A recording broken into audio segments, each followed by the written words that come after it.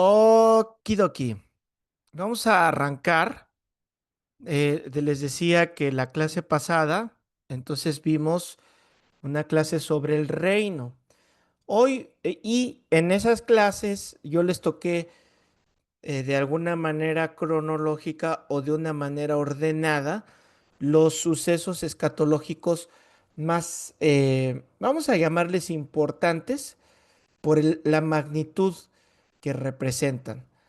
Entonces se los mencioné de forma ordenada y vamos a meternos a encontrarlos en las escrituras y vamos a ver algunas de las características de estos. Es mucho el tema, o sea, no nos tomaría muchas clases ver cada uno de estos porque hay muchísima información, pero también estoy seguro que ustedes ya tienen algún tipo de información, que ustedes ya tienen cierto conocimiento. Vamos a ordenarlo, vamos a respaldarlo con la escritura para asentar qué es lo que va a suceder, cuáles son estos acontecimientos. Y vamos a empezar con uno de ellos que es el arrebatamiento. Vamos a empezar con el arrebatamiento. Veo que hay algunos que no se han conectado a la clase y me han hecho preguntas sobre esto. Casi siempre pasa así, ¿verdad? A veces uno dice cuando predica, ay, este tema lo hubiera escuchado fulanito de tal, y no va, pero Dios sabe por qué, ¿no? Bueno, vamos a ver en Tito, vamos a empezar en Tito y vamos a estudiar también en Tesalonicenses, pero vamos a estudiar en Tito ahorita, cómo Pablo es uno de los entusiastas del regreso del Señor Jesucristo. Pablo que tuvo un encuentro con Dios, él mismo lo explica, ¿no? Algunos estudiosos afirman que fue un encuentro en el tercer cielo, en las nubes, bueno, más allá de las nubes, y la Biblia describe de destellos, donde dice, habla del norte en el espacio, y los estudiantes los estudiosos del espacio dicen que justo donde está la estrella del norte hay muchos misterios, hay muchas cosas ahí que quieren descubrir. Entonces, Pablo, que ha recibido una revelación muy especial y que le ha sido dado un aguijón, eh, es que me quedé pensando porque apenas oí a una persona hablando del aguijón y dijo una cosa tan bárbara que era ese aguijón que les quería decir ahorita, por favor, no lo vayan ni a repetir, pero siento que si se los digo, lo van a repetir después, mejor no se los digo, mejor se quedan así con la duda. Es que de veras, y cuando me dijeron eso, está pendiente que le llame la atención porque lo conozco.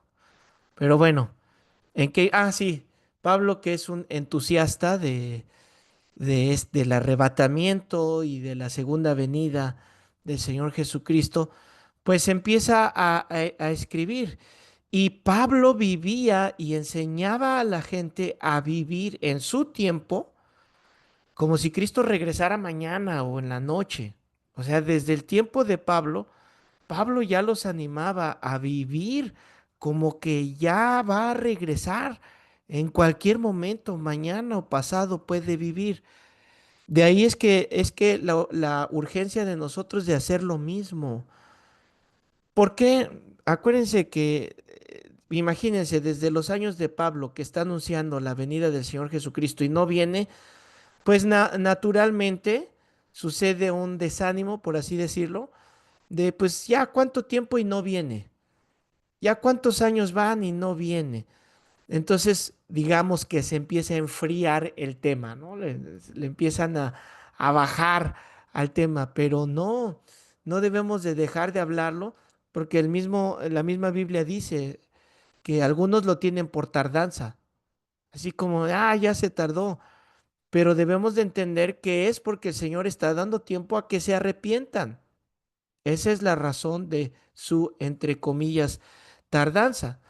Y hay una frase que es Ya no sé quién, el origen de esa frase, porque he oído con muchos, donde te dicen, trabaja como que no viene Cristo, pero vive como que viene en la noche, ¿no? O sea, trabajamos, nos esforzamos, hacemos con excelencia, porque en la mente de algunos cristianos ha cruzado alguna vez el pensamiento de, pues, ¿para qué trabajo si ya viene el Señor? O ya ven que hay algunos que han dado fechas, ¿no? Que se han sido muy osados en dar fechas. A ver si alguien se acuerda, si fue hace un año, hace 2 años, o en qué año que se dio así muy fuerte que iba a venir el Señor. Y hubo gente que vendió sus propiedades, vendió sus negocios, se deshizo de todo, porque ya venía el Señor. Y pues no, no sucedió, no vino. En el 2000, cuando las computadoras se acuerdan del Y2K, yo creo que a todos aquí les tocó. ¿Hay alguien que no haya nacido en el 2000 aquí en la clase? Ya todos, ¿verdad? Ya veo todos los rostros maltratadones, yo creo que ya pasamos del... No es cierto, estoy bromeando. Ay, es que las hermanas hicieron así. Ay, mi cara. ¿Se acuerdan que en el 2000, en el Y2K, decían, ¿no? Que iba a colapsar todo y que eran las profecías, que se iban a, el cumplimiento de las profecías. Entonces mucha gente, pues, se alarmó y dejaron de vivir, dejaron de trabajar. ¿Por qué? Porque creían que ya Cristo venía. Y esa historia se ha repetido en otras ocasiones. He ministrado a matrimonios que me han externado su miedo a embarazarse, porque está el miedo de, ¿y si cuando nazca es la gran tribulación, pastor? Y a mi hijo le va a tocar todo lo que describe la Biblia de las pestes, los jinetes del Apocalipsis, y yo no quiero que mi hijo sufra o mi hija, mi bebé. Y hay temores que Pablo nos va a explicar cómo debemos nosotros de vivir. Y miren, me adelanto en muchas clases para darles paz y que duerman tranquilos y no vayan a tener pesadillas. Porque ya me pasó en una generación que sí tuvieron pesadillas. Miren, me adelanto en la clase. Para los que amamos a Dios, el arrebatamiento, la venida de Cristo, todo esto es bueno, es bendición, es esperanzador, justamente como lo describe Pablo. Es una esperanza. Sí, sí va a haber castigo, sí va a haber llanto, sí va a haber lloro, sí va a haber persecución, sí va a haber destrucción, sí va a haber una de plagas impresionantes en la tierra, pero aquellos que hemos creído en el Señor Jesucristo, ¿qué te preocupa de eso? Si hay algo que te preocupe, preocúpate por las personas, por las familias que no han escuchado de Cristo. Ahí sí preocupa, eso sí es alarmante. Hay algo bien difícil para mí en un funeral y que me llaman para el funeral de fulanito que no conocía al Señor y la gente quisiera que les diga, ay, descansa en paz, está con el Señor en su gloria cuando no, no. Ahora, para los hijos, pues a todos los padres yo los animo a que compárteles a tus hijos, no importa que hayan nacido incluso en un hogar cristiano, no importa que hayan nacido en un hogar cristiano, compárteles, háblales de Cristo. A los bebés, ministrales. Ven que dicen, por aquí está Yuli, ya la vi, que está, bueno, los que estén embarazados, ¿no? Ven que dicen que hay que poner música o sonidos de estimulación en el vientre. Este, yo me acuerdo poner alabanzas, adoración, ¿no? Desde el vientre, ¿no? O sea, yo dije, Señor, desde el vientre consagro a mis hijos para ti. No sé qué vayan a hacer, no sé si los llamas al ministerio, creo que sí, pero sea lo que sea, en donde los llames, que ellos te conozcan y te sirvan, que fue la razón de sacarlos de Egipto, ¿verdad? Que te adoren y que te sirvan. Fue la razón. Entonces Pablo nos habla de este arrebatamiento como algo esperanzador, no como algo catastrófico y de miedo. Tito 2, versículo 12, lo dice así, enseñándonos que, renunciando a la impiedad y a los deseos mundanos, fíjense el consejo, para los que ya están predicando, aquí pueden hacer una exégesis muy buena y pueden tener unos temas muy importantes. ¿Qué es renunciar a la impiedad? ¿Qué son los deseos mundanos? Y el consejo de vivir en este siglo en el que nos toca, en la época que estamos viviendo, de una manera sobria, o sea, centrados, no alocadamente, no con exageraciones, sino dejándonos controlar por el Espíritu Santo de una manera sobria, justa y piadosamente. Ese es el consejo para estar vivo, ¿ok? Pero fíjense el versículo 13, aguardando. O sea, nos dice, hay que estar esperando, aguardando la esperanza bienaventurada. Subrayen esa frase, porque lo dice Pablo de una manera, muy ilustrativa, muy bonita. Dice, la esperanza bienaventurada y la manifestación gloriosa de nuestro gran Dios y Salvador Jesucristo. ¿Cómo le llama Pablo? La esperanza bienaventurada del regreso de Cristo. O sea, ¿qué tenemos que hacer nosotros? Pues tener esta misma esperanza, esperar que va a venir. Ahora, ¿por qué es importante que sepamos esto? Para tener más conocimiento y decirnos escatólogos o algo así. O para vivir sobria, justa y piadosamente. ¿Cuál creen que es la correcta? A ver, inciso A o inciso B, el B. ¿Por qué quiere que sepamos esto? Pues porque hay que vivir sobria, justa y piadosamente. Y es algo que pues, la escritura nos va a reforzar todo el tiempo. Por eso dice renunciando. ¿Qué es esto? Pues lo que por todas las páginas de la escritura leemos, la santidad. La santidad. Y el incentivo es que por el conocimiento de la venida de Cristo, por el conocimiento de la venida de Cristo, pues hay que santificarse. Y no en una manera de miedo, porque miren, cuando yo era bien chavo en la fe, pues sí me llegaron a asustar con esto. Entonces te decían, mira, si estás pecando y viene el Señor, te quedas y te vas al infierno. ¿A alguien le decían así o le hicieron algo así? Entonces uno, ¿a poco no vive con miedo? Ay, y me enojé en la noche, va a venir el Señor y me voy a quedar en el infierno. Y por ahí viene esta doctrina de perder la salvación, ¿no? De la pierdo, la gano, la pierdo, la gano, la pierdo, la gano. Entonces, ya creo que ese tema ha sido bien claro. La salvación no la perdemos, pero hay algo bien importante que la Biblia le llama la apostasía. La apostasía. Y apostasía significa alguien que estuvo dentro. ¿Y qué hizo? Negó deliberadamente. Vamos a decirlo concienzudamente, aunque no fue nada concienzudo, pero con el entendimiento negó.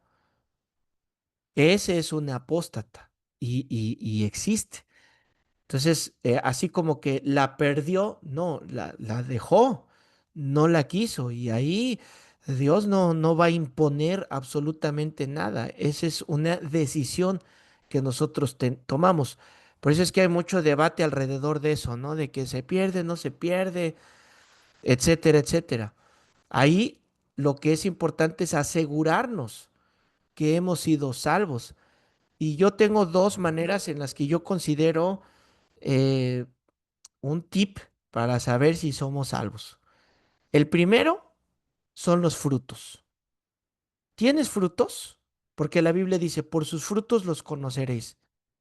O sea, ¿tienes frutos de cómo eras a cómo eres hoy? la gente, tu cónyuge puede decir, es que sí, algo le pasó, cambió. Tienes esos frutos, es una buena señal. Y dos, todos los que hemos recibido a Cristo tenemos nuestro antes y después de Cristo. Tenemos ese día con el Señor. Tenemos ese día donde decimos, este día sucedió algo, sentí, vi, pasó. Todos tenemos esa experiencia de que algo sucedió que cambió nuestra vida. Yo puedo decirte esas dos, aunque hay otras, ¿no? El gozo de la salvación, pero con esas dos puedes darte una idea y pues tus frutos es la santificación. ¿Cómo estás viviendo? ¿Sigues hablando como hablabas antes de Cristo? Yo les voy a decir, durante mis primeros pasos en la fe, recuerdo que había muchas cosas que había cristianos que me decían, oye, eso no, eso está muy fuerte, eso no lo digas, eso no lo hagas, eso no lo tomes, eso no. Y yo decía, ay, eres un exagerado, pues si no estoy pecando, pues si no es nada malo, así, ¿no? En mis primeros pasos. Pero honestamente, entre más voy caminando con el Señor, más voy caminando con el Señor, a ver si no me malinterpretan no lo tomen mal el concepto, pero me vuelvo más santurrón, ¿no? O sea, hay más cosas que considero, no, no voy a decirlo, no voy a hacerlo, no voy a tomarlo, y no porque esté tan mal o no esté tan bien, simplemente mi conciencia me dice, no, no lo hagas, no me siento bien. Y cada día es algo, cada día es una rayita al tigre, ¿no? Cada día, cada día. Por eso es que yo veo personas que dicen cosas, hacen cosas, y yo los animo a no juzgarlos, porque somos muy prontos para juzgar. Y yo digo, vamos a darles chance. Si Dios lo hizo con nosotros, ellos van a tener su jornada con el Señor. Pero sí hacerles ver, sí decirles, porque eso los va a ayudar la conciencia para que vayan tomando las decisiones correctas. Entonces, la Biblia nos manda a llamar de una manera, nos llama a vivir de una manera santa, que es como debemos caminar. Primera de Juan, capítulo 3 versículo 2 y 3. Fíjense, esta esperanza dice, amados, ahora somos hijos de Dios. Ahora somos hijos de Dios, porque antes no éramos hijos de Dios, recuerda, creación de Dios sí, pero nos dio el derecho, nos dio el poder de llegar a ser hechos, Juan lo dice, el mismo apóstol lo dice, de llegar a ser hechos hijos de Dios, porque un hijo de Dios es quien comparte su sangre y compartimos la sangre de Cristo. Dice, amados, ahora somos hijos de Dios y aún no se ha manifestado lo que hemos de ser. Ah, caray, ¿cómo así? ¿Cómo que no se ha manifestado lo que voy a hacer? Porque está la promesa de la glorificación. Nosotros no somos este cascarón, no somos este cascarón. Cuando estemos con el Señor, nuestros cuerpos van a ser diferentes, tienen que ser diferentes. El ecosistema va a ser diferente, la presión atmosférica va a ser diferente, la manera de alimentación va a ser diferente, el trabajo va a ser diferente, las relaciones interpersonales van a ser diferentes, las relaciones con la naturaleza van a ser diferentes. Obviamente, nuestro cuerpo tiene que ser diferente. Este cuerpo es, vamos a llamarlo nuestro traje de astronauta. Bueno, no sería de astronauta, nuestro traje de terrícola, por así decirlo. Es el traje que necesitamos para estar en esta atmósfera. Pero esto no somos nosotros. Por eso dice Juan, vamos a llegar a hacer algo. Y la Biblia dice, vamos a ser glorificados. Nuestra esencia permanece. Tu personalidad permanece. Pero ¿por qué morimos? Por el pecado. ¿Por qué antiguamente duraban tantos años sin envejecer y ahora envejecemos muy rápido? ¿Cuál es la razón de envejecer? El pecado. Entonces, si vamos a estar en un estado sin pecado, sin corrupción, sin contaminación, sin cáncer, sin todo lo que echa a perder a los cuerpos, ¿cómo vamos a vivir? O sea, ya pensándolo con la tecnología que tenemos ahora, honestamente ya no es tan loco como hace unos años era pensarlo. Hace unos años costaba mucho trabajo entenderlo. Ahora no cuesta tanto trabajo, honestamente, ya lo estamos viendo frente a nosotros. Y sigue diciendo Juan, pero sabemos que cuando Él se manifieste, ¿de quién está hablando? De Jesucristo. Cuando Él se manifieste, seremos semejantes a Él. ¿Y cómo es Él? ¿Cómo es el Señor Jesucristo? Tenemos unos destellos cuando su resurrección, ¿recuerdan? Que murió, resucitó y se presentó con sus discípulos. ¿Y qué hizo cuando se presentó con sus discípulos? ¿Comió? O sea, vamos a comer. Yo cuando pienso vamos a comer, digo, qué bueno, Señor, porque comer es muy sabroso, ¿no? Sí lo necesitamos para vivir, pero también es sabroso, ¿o no? Y él comió, ¿se recuerdan que preparó un pescado ahí con Pedro para restaurarlo? Y comió, atravesaba las paredes cuando se presentaba con los discípulos, se atravesaba, o sea, su cuerpo era, no quiero usar términos muy locos, pero para que lo entendamos, porque así es, su cuerpo era antimateria. ¿Por qué era antimateria? Pues porque podía atravesar los muros. Pero también era materia, porque le dijo a Dídimo, a Tomás, ¿recuerdan? Tócale, ven, tócale. O sea, qué impresionante. Y dice, vamos a ser como Él, porque le veremos tal como Él es. Verso 3. Y todo aquel que tiene nuevamente esta esperanza en Él.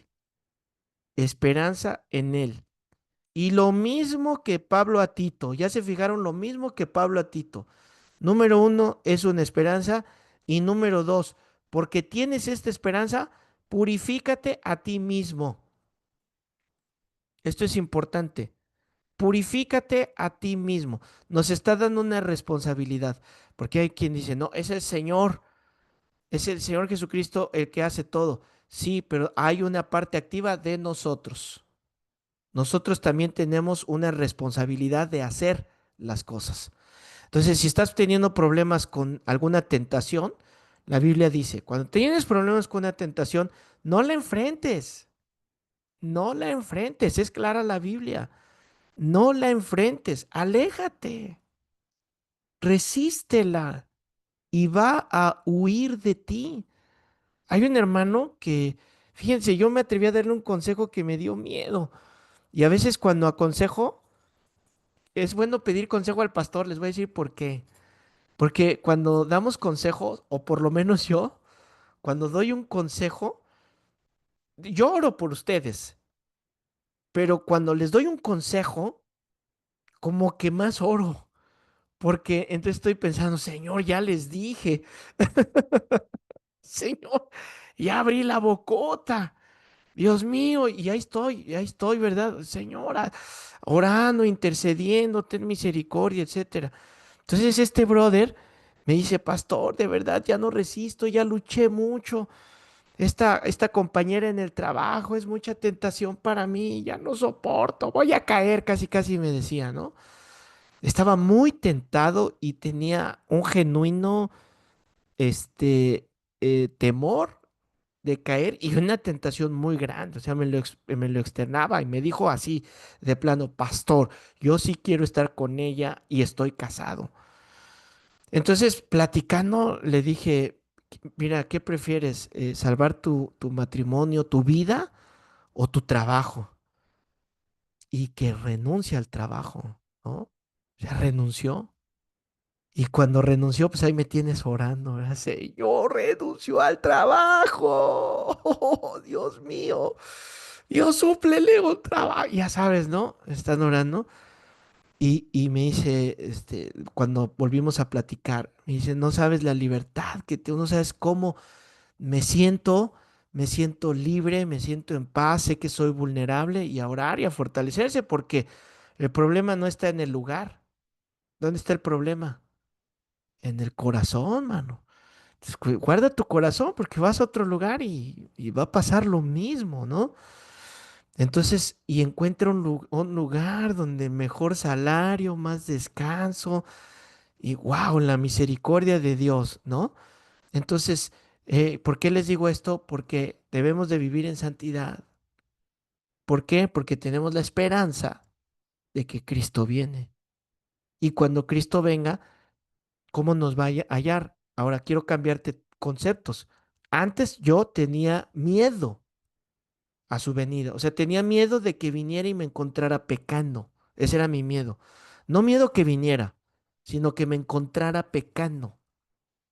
Ahora yo cambio el concepto de tener miedo porque llegara a venir y yo haya cometido un pecado y lo cambio por esperanza, ¿no? La esperanza de que Cristo va a venir. Y miren, lo dice un Dios que ha cumplido todo lo que ha dicho, todo lo que ha dicho. Para los estadistas esto es suficiente. Los números bíblicos son suficientes para saber que esto es verdad. Vamos a ver primera Tesalonicenses, a los Tesalonicenses 4:17, córranle. Este es un pasaje muy claro sobre el arrebatamiento. Yo diría que este es uno de los pasajes bases. Este lo debes de dominar, lo debes de saber, lo debes de presentar cuando sea necesario. Dice así. Luego nosotros, los que vivimos, los que hayamos que... está hablando de que no se entristezcan, ¿verdad? Pues está hablando de la muerte.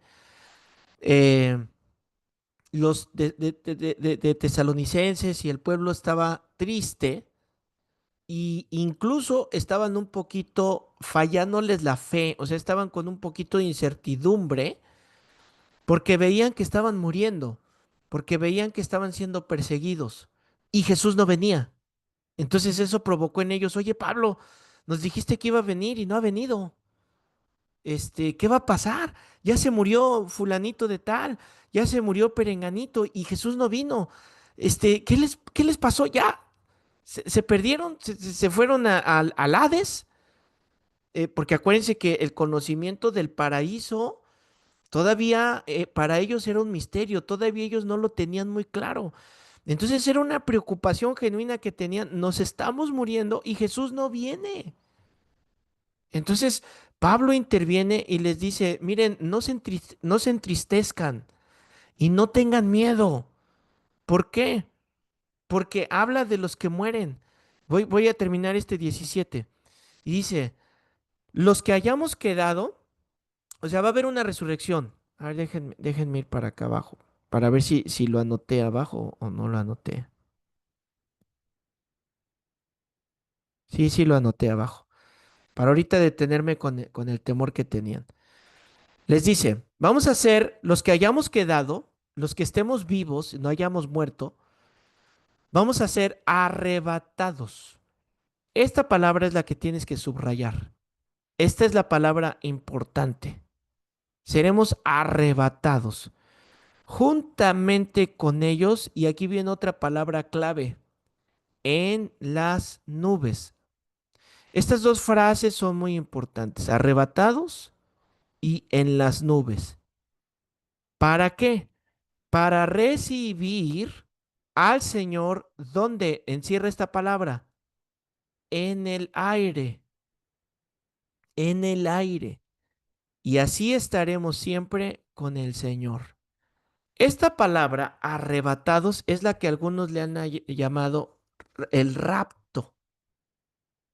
Como ya te he dicho anteriormente, ciertamente el rapto como tal literalmente no aparece, pero cuando oigas a alguien que habla del rapto es más bien porque tiene la idea gabacha, la idea gringa, la idea estadounidense, porque ese fue un concepto muy estadounidense, el rapto.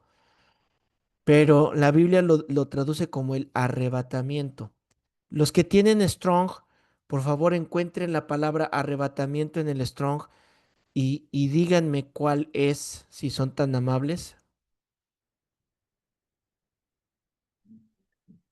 Es G138, Garpazo.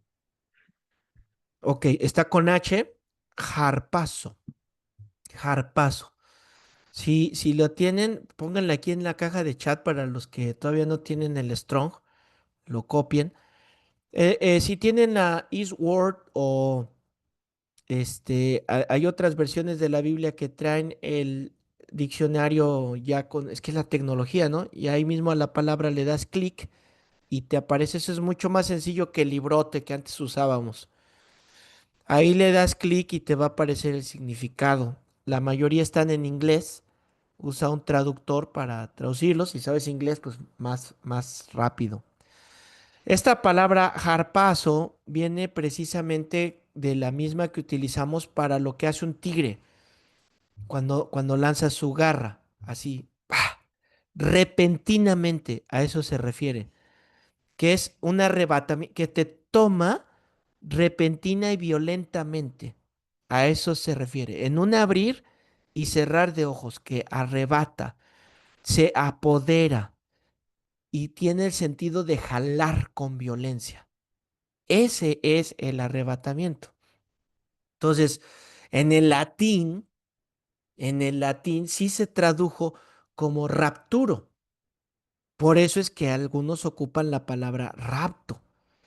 Pero ya una vez entendido, ¿cuál es entonces el escenario del arrebatamiento?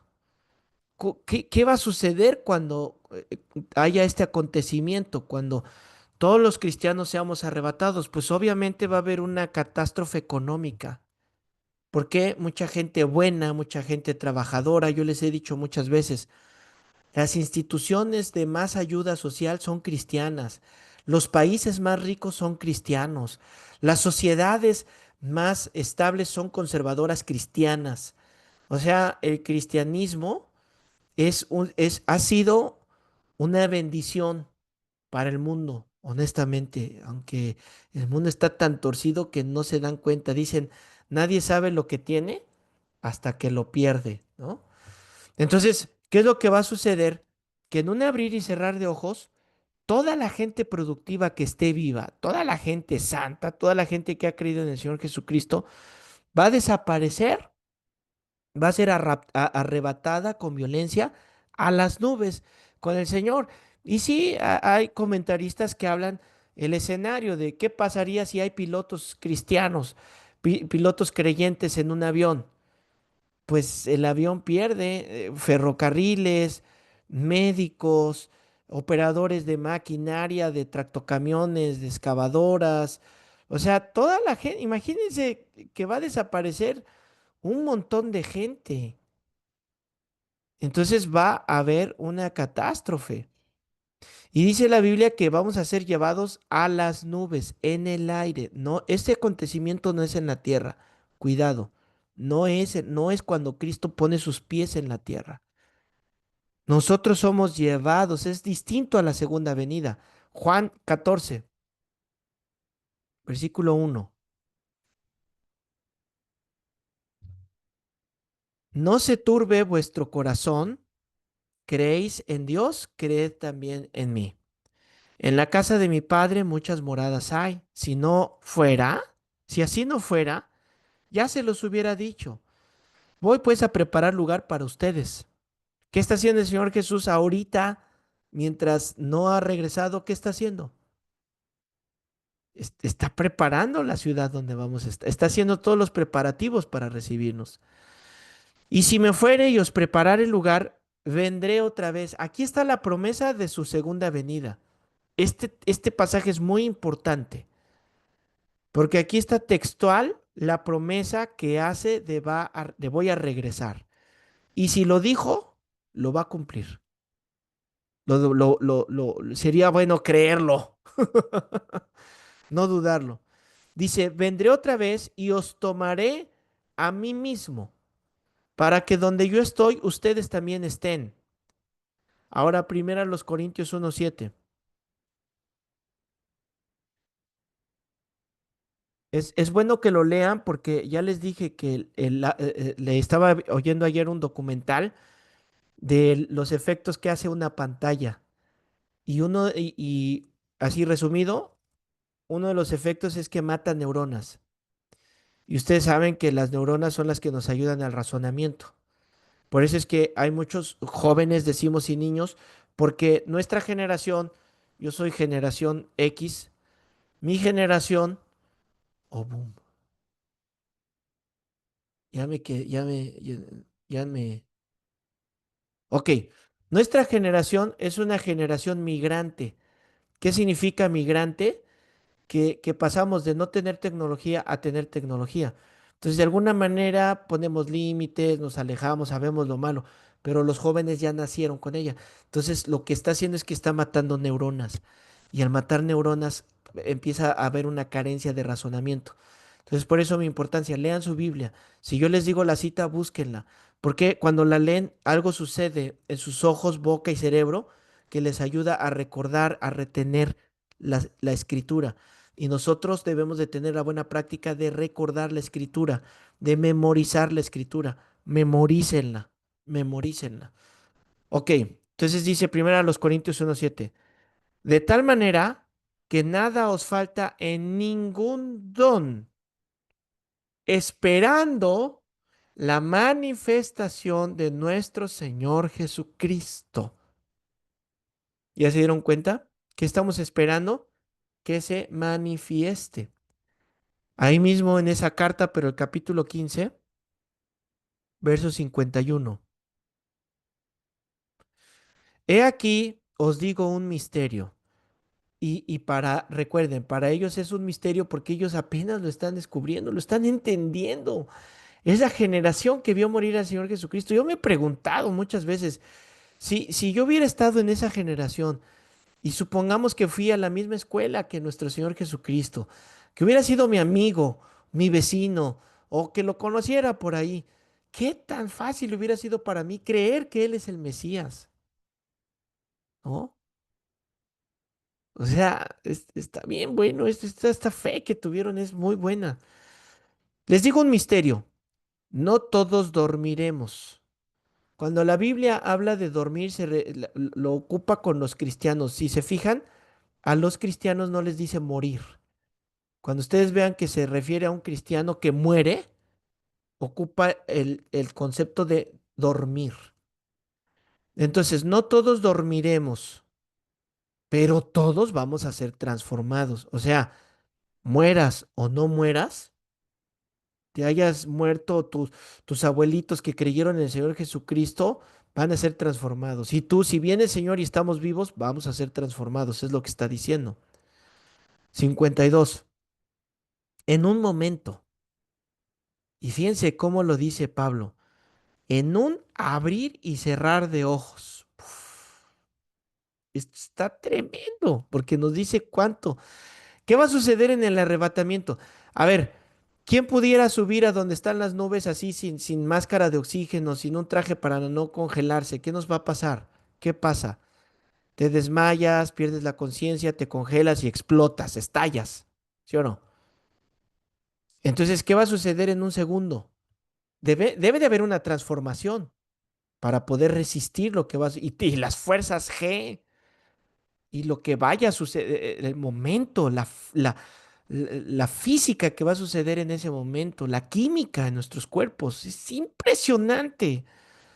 Dice, en un abrir y cerrar de ojos, a la final trompeta, vamos a estudiar estas trompetas aquí en escatología, porque se tocará la trompeta y los muertos serán resucitados, incorruptibles. O sea, no echados a perder es lo que está diciendo, ¿no? Porque sabemos que un muerto, ¿qué hace? Se desintegra. Si se va a resucitar, pero no pienses que va a hacer el ataque zombie, porque hay unos que sí piensan cosas así, ¿eh? O sea, ustedes dirán, ay, pastor, ¿cómo dice esas cosas? Tanto Hollywood ha influido que sí hay quien piensa esas cosas. Ok, seremos resucitados incorruptibles y nosotros seremos transformados.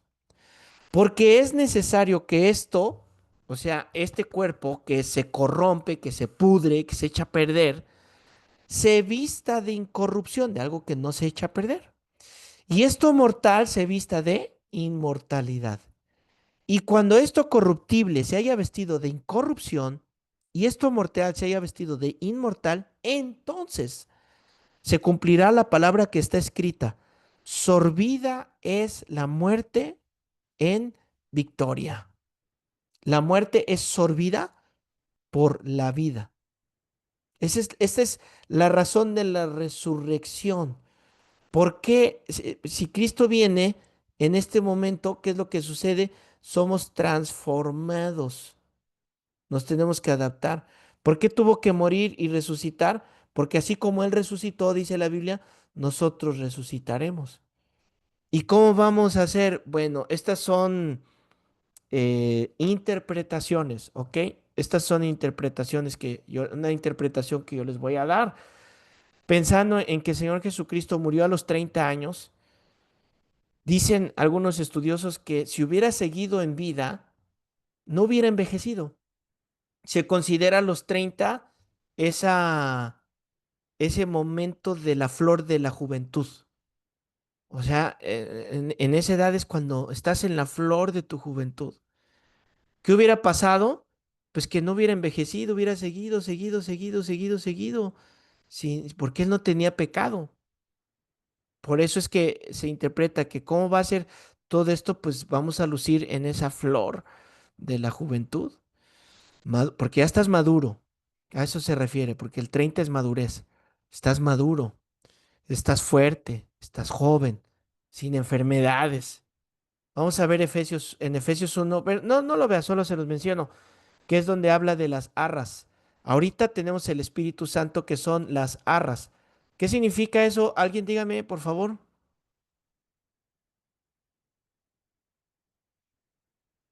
La seguridad ¿De qué?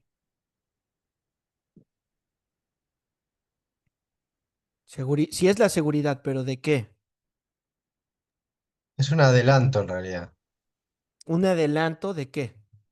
de la vida eterna. Exactamente. De que mientras estemos en este mundo, tenemos las arras, que es el Espíritu Santo, que nos garantiza que, que vamos a estar en la vida eterna. Y mientras estemos aquí, lo tenemos a Él. Vamos a regresar a Tesalonicenses, capítulo 4. Ahora sí, el versículo 13. Me voy para atrás para que vean el contexto que les platiqué de lo que estaba sucediendo y por qué Pablo les tiene que decir estas palabras. Dice así, versículo 13. Tampoco queremos, hermanos, que ignoren acerca de los que duermen. Ya sabemos quiénes son los que duermen, ¿no? Para que no se entristezcan como los otros que no tienen esperanza. Ya sabemos cuál es la esperanza, ¿sí? ¿Cuál es la esperanza según Pablo en Tito y lo que hemos leído? ¿Y Juan?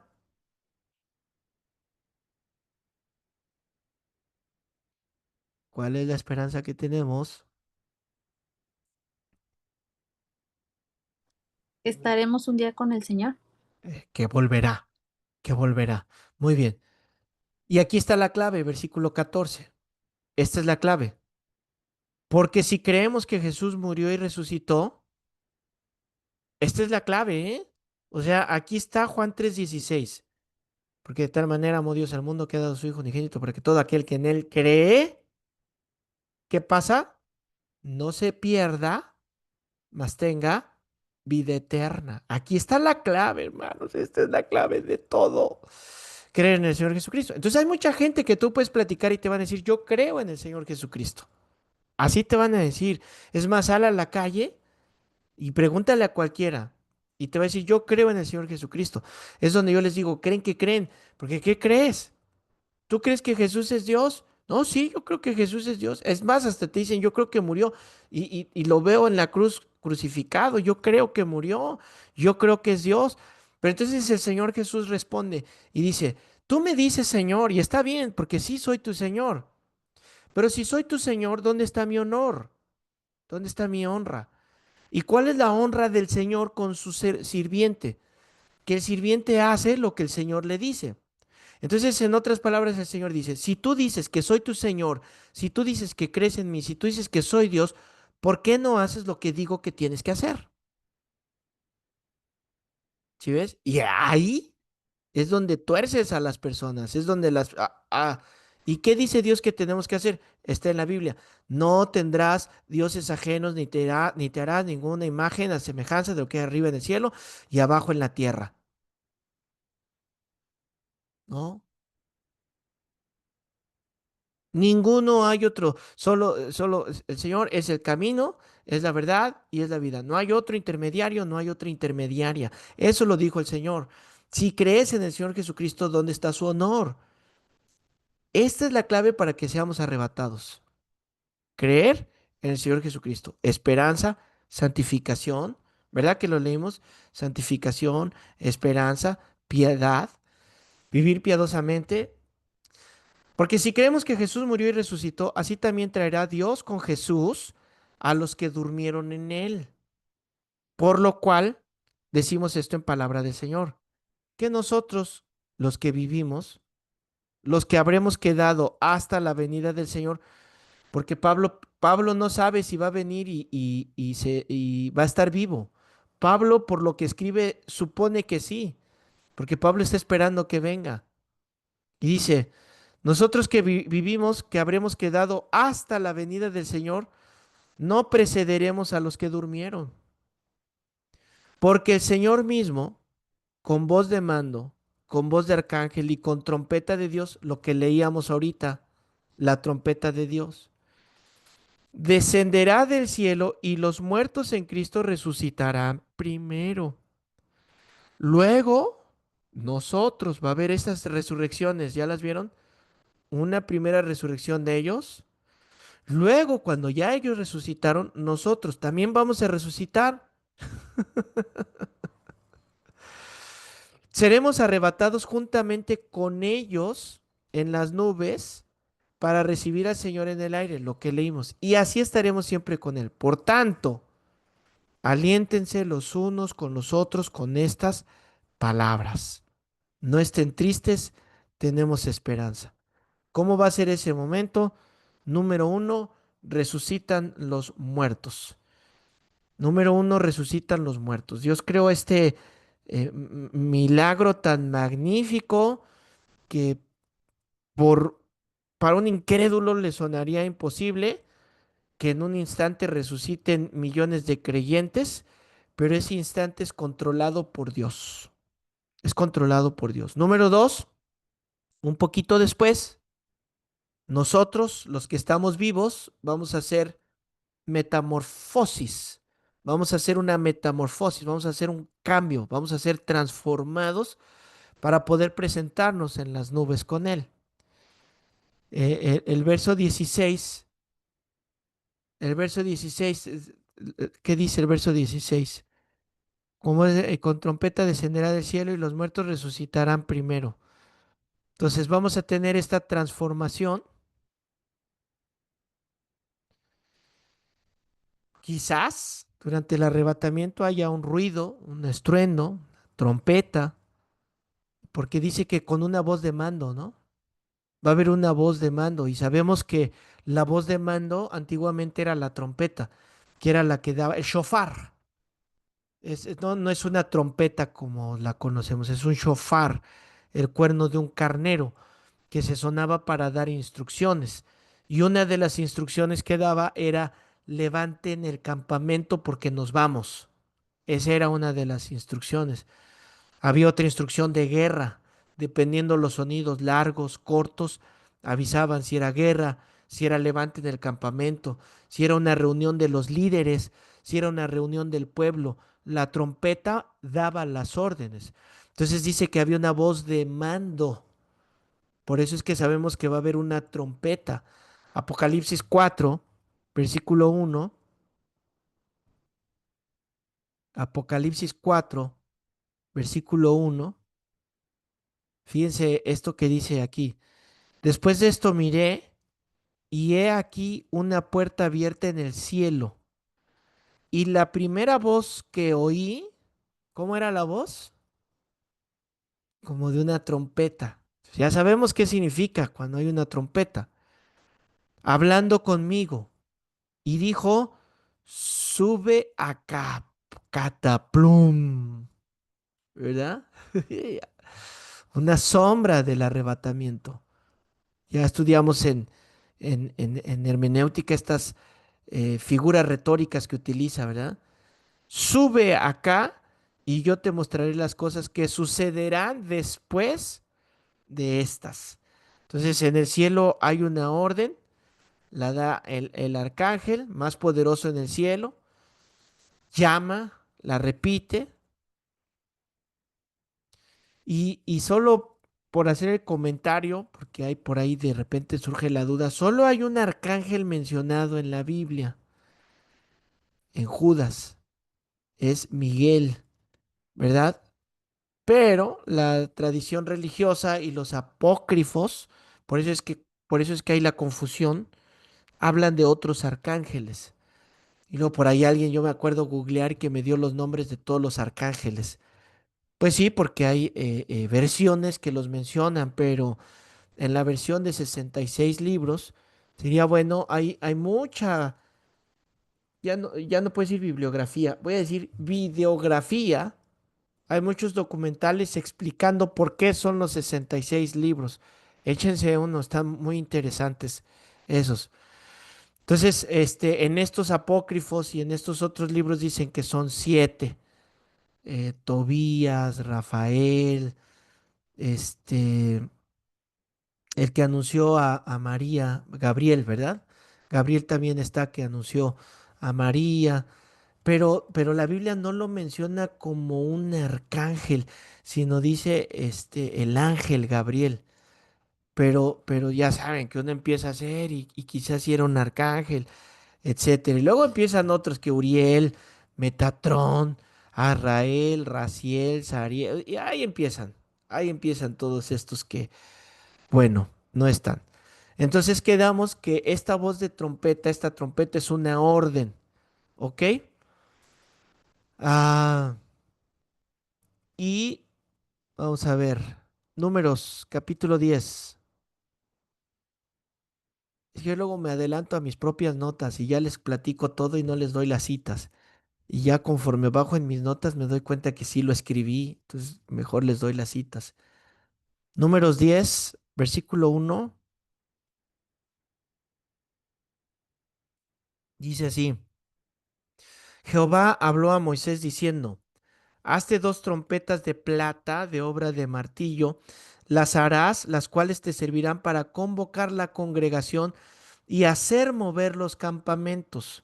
Y cuando las tocaren, toda la congregación se reunirá ante ti a la puerta del tabernáculo de reunión.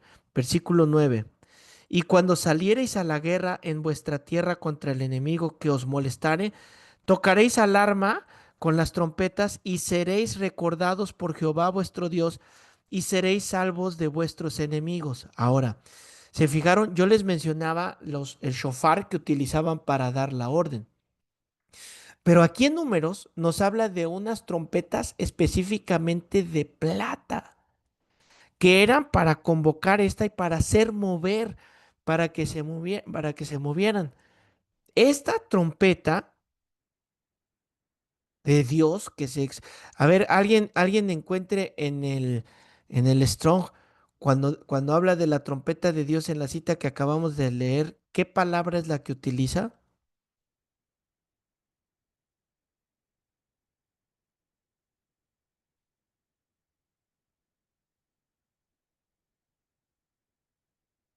¿Cuál es el pasaje, pastor, este que acabamos de leer o el de Apocalipsis? De Tesalonicenses, con trompeta de Dios.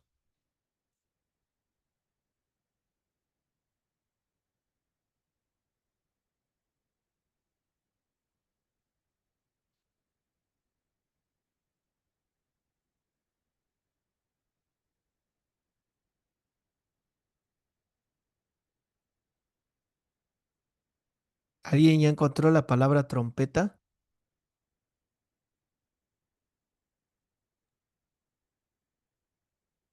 Sí, pastor. Salpic. Salpic. Salpig con X al final, ¿verdad? Si lleva X al final, sí es esa. Y qué habla? Pues de una reverberación y dice de una trompeta. No nos habla de un shofar, no nos habla de un cuerno. ¿Ya se fijaron? Sino que nos habla de una trompeta. ¿Cómo? Entonces, ¿cuál? Pues Números lo explica. Es esta trompeta de convocación, pero es una trompeta tocada por Dios, la trompeta de Dios. ¿Para qué? Para congregar y para mover. Vámonos. En un abrir, lo leímos en Corintios 15, ¿verdad? En un abrir y cerrar de ojos, convocados y vámonos. ¿La oiremos audiblemente? No sé, la verdad. No sé si la vamos a oír audiblemente o va a ser algo en nuestro espíritu. No sé. Pero lo que sí sé es que de alguna manera vamos a saber nosotros, vamos a saber que el tiempo llegó y que el Señor en un abrir y cerrar de ojos nos está llamando. Y miren, el verso 16 dice de Tesalonicenses 4, el Señor mismo con voz de mando, con voz de arcángel y con trompeta de Dios descenderá del cielo y los muertos en Cristo resucitarán primero. La importancia de esto es precisamente la salvación que tenemos en el Señor. Asegúrate tú de creer en el Señor Jesucristo y de obedecerlo. Les decía al inicio de la clase, ¿tienes frutos? ¿Tienes un antes y un después? No tienes nada de qué preocuparte. Al contrario, tener la esperanza y el gozo de que el Señor viene. Tus hijos les has enseñado las palabras, las has puesto en las paredes, las has atado en el cuello, les has recitado, las han memorizado, porque es menester de los reyes escribir. ¿Han escrito? ¿Están escribiendo la Biblia tus hijos? ¿Les estás enseñando la palabra de Dios? No tienes de qué preocuparte.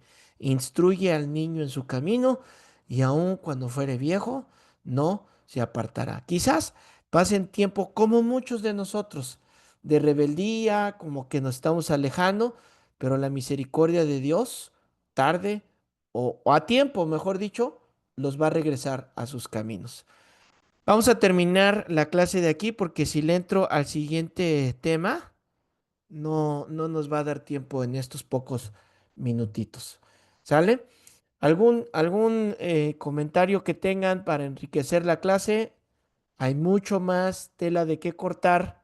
Sé que ustedes van a hacer su tarea de seguir investigando. Ale,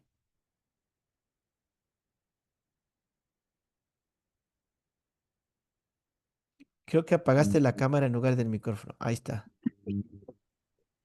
Ay, Ahí. Ahí está. Ahora sí ya están los pastor, dos. yo tengo una duda, que a lo mejor ya tendría que saberla, pero pues la quiero preguntar. Con el tema de la salvación, o sea, la salvación no es que se pierda, pero la podemos abandonar, ¿verdad? Es eso Sí, lo que puede, que viene siendo sí, la apostasía. sí, exactamente. Pastor, alguien que incluso siga en la iglesia puede estar haciendo apostasía. Es que ir a la iglesia no te hace salvo. Ir a la iglesia es una parte más de lo que hacemos nosotros. Son muchas cosas que en nuestra vida van a dar frutos. Porque acuérdate que el enemigo se viste de ángel de luz también. Y he visto algunos comentarios de que luego se pone hasta en el púlpito a predicar, ¿no? Muchas gracias, pastor. Es que esa es una duda que tenía hace un tiempo. Sí, Gracias. y saben, no les di el otro que yo considero importante sobre la salvación, que es el gozo. El gozo de la salvación. Hay una alegría, hay una paz cuando eres salvo, porque sabes que eres salvo por Cristo. Y venga lo que venga, me tocó morir, muero en paz, muero con gozo de que sé que voy a estar con el Señor y sé que mi familia va a ser salva y no va a sufrir la condena por el pecado. Eso da mucho gozo también. Bueno, vamos a dejarlo ahí, descansen, nos vemos la siguiente semana, si Dios lo permite, si no hay ningún cambio. Entreguen sus tareas, por favor, los que no han entregado. Ya estuve calificando otras cuantas, pero todavía detecto que hay varios que no han entregado todas. ¿Sale? Descansen, buenas noches, Dios les bendiga. Buenas noches.